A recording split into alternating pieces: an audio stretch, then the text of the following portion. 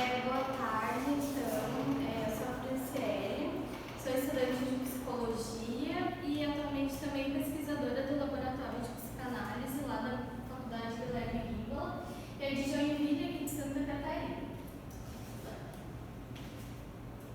E aí, eu juntamente com a professora Madeleine Riggs, a gente está desenvolvendo essa pesquisa que vai relacionar o brincar dentro de uma perspectiva psicanalítica e o olhar, né, dos educadores da educação infantil a partir desse brincar. E aí a gente fez esse jogo aí de palavras, que na verdade eu não vou falar nenhuma novidade. O brincar existe há muito tempo, se sabe sobre o brincar há muito tempo, então eu não vou contar nenhuma novidade, eu vou desvendar e descobrir algumas possibilidades. Então, essa pesquisa ela tem como método o estado da arte, que é um método bem relevante porque ele tem a capacidade de concentrar em um único artigo várias outras pesquisas. Então, a partir das palavras-chave, então na Cielo a gente pesquisou brincar e educação infantil, onde foram achados 6 artigos, e na PepsiCo brincar e psicanálise, onde foram achados 4 artigos. A gente usou essas duas bases porque a PepsiCo é mais relacionada à área da psicologia, a Cielo mais geral, assim, né? E a gente usou como critério, então, os últimos 10 anos. Não necessariamente seja um tempo cronológico de marco dessa transição do brincar, mas a gente percebe que é mais ou menos, né, nessa faixa de tempo aí que o brincar ele vem se modificando. Então, desde que a psicanálise existe praticamente desde Freud, já se discute o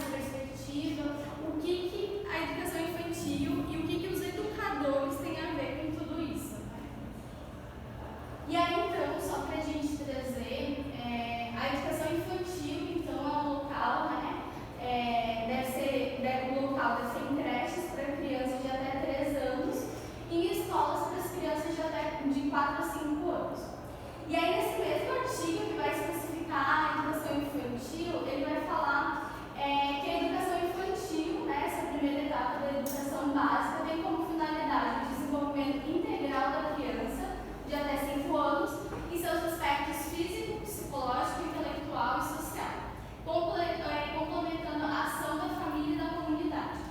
Bom, entendendo todas as possibilidades do brincar, a gente pode ver que contempla praticamente todos esses aspectos, né?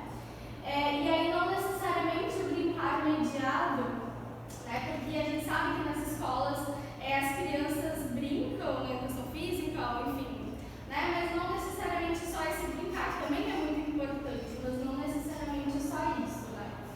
Os jogos também são muito importantes. E aí, então, por que na escola? Bom, a gente vê que os adultos, né, entendem, principalmente hoje, com a era das telas, enfim, entendem